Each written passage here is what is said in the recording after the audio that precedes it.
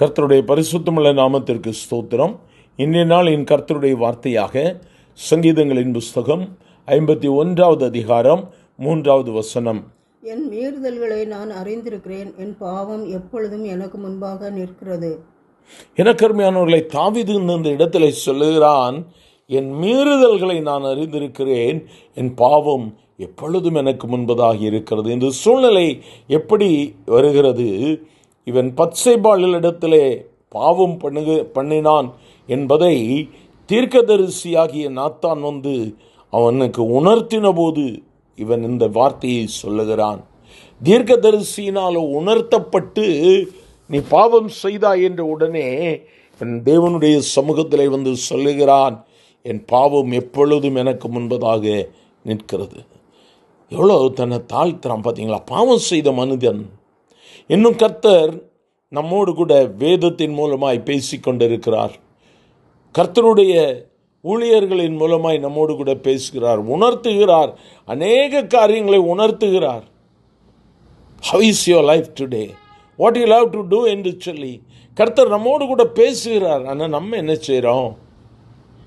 இருதயத்தை கடினப்படுத்துகிறோமா? கடந்து போய் விடுகிறோமா? நல்லா சிந்தித்து பாருங்க. ஆனால் தாவீது ராஜாவாக இருக்கிறவன் சொல்லுகிறான், நான் பாவம் செய்துட்டேன் ஆண்டவரே, என் மீறுதல்களை நான் தெரிந்து செய்திருக்கிறேன், என் மீறுதல்களை எனக்கு தெரியும், இப்போ என் பாவம் எனக்கு முன்பதாக இருக்கிறது, நான் என்ன செய்வேன் என்று சொல்லி தெய்வ சமூகத்திலே அவன் சொல்லும் பொழுது சொல்லுகிறான், நான் துர்க்குணத்திலே உருவான ஒரு மனிதன், எனக்கு சுத்த இருதயத்தை தாரும் ஆண்டவரே, நிலைவரமான ஆவியை தாரும்.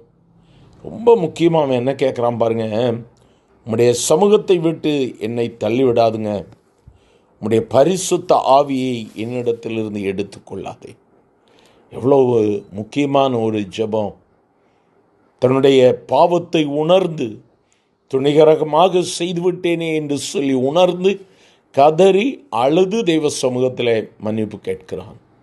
எனக்கு அருமையானவர்களே, இதை கர்த்தர் நம்மிடத்தில் எதிர்பார்க்கிறார். தவறுகளை, பாவங்களை, குற்றங்களை செய்துவிட்டு கடந்து போய்விடுவது அல்ல, அல்லது குற்றங்களை செய்துவிட்டு யாரும் பார்க்கலையே, யாருக்கும் தெரியாது என்று சொல்லி நாமே மறைத்து கொண்டோம் என்று சொல்லி தைரியமாய் வெளியே போவது அல்ல.